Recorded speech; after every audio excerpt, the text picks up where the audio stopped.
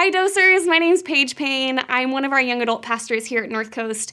And one of the things about my job that I am thankful for is that I get a little peek into what the lingo of the youths is.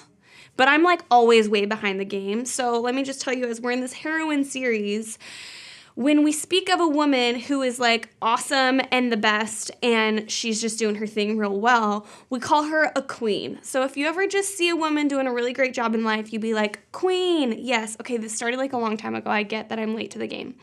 But I got a real queen of the Bible to talk about today, and her name is Mary. And the part that I want to talk about just comes out of Luke chapter 2. And so before we turn there, Mary's about to get this commission. She's about to get this new thing that the Lord is going to be doing in her and asking of her. And so I just would love to put ourselves in a situation, maybe consider what it's like when we're about to enter into something new. Maybe a new space. Maybe we're getting out of our car and we're going into a meeting, or maybe we're about to walk in and we're going to volunteer in our kids' class, or maybe we're going to go hang out with a friend. And what's your posture in those moments? Because oftentimes going into something new, this could even be a good thing, I'm very requesting of the Lord. Lord, would you give me strength? Lord, would you give me wisdom? Lord, would you give me the words to say? Lord, would you do this for me? Lord, would you make this go well? Would you give me the outcome that I want? You know what's good about that is honesty with the Lord. It's always positive. But Mary actually, before she kind of is embarking into something new, she has a very different response, and I believe that we have something to learn about it. And would you guys join me in Luke chapter 2?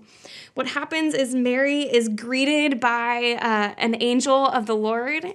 He tells her that she's his favorite, that she's the Lord's favored one. He then tells her that she's going to bear a son named Jesus, that the Holy Spirit is going to conceive this child in her, and that Jesus is actually God himself, and that this will be her child to raise and to bear and all that kind of stuff. And when her response, the angel's telling her all of these things. The angel says, "For nothing will be impossible with God." And Mary said, "Behold, I am the servant of the Lord. Let it be to me according to your word." And her response before entering into something new is not necessarily telling God exactly what she needs in that moment, but it's actually a much more open posture. It's a posture of, "Behold, I am the Lord's servant. Would it be according to your word? Like, let what you will come to pass." How profound and how different our lives could look if before entering into something new, a new space, a new headspace, a new whatever, and just us getting to tell the Lord, "Lord, behold, I'm a servant of you. Let your word come to pass."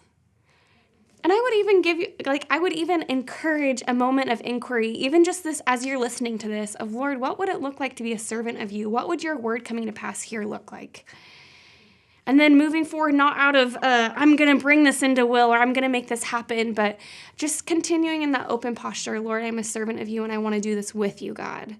So I just encourage you as we walk through today, would we learn a little something from Mary, as she's the Lord's favored one in this chapter, as she's given a beautiful command with such an open posture to the Lord. Thanks. See you next time.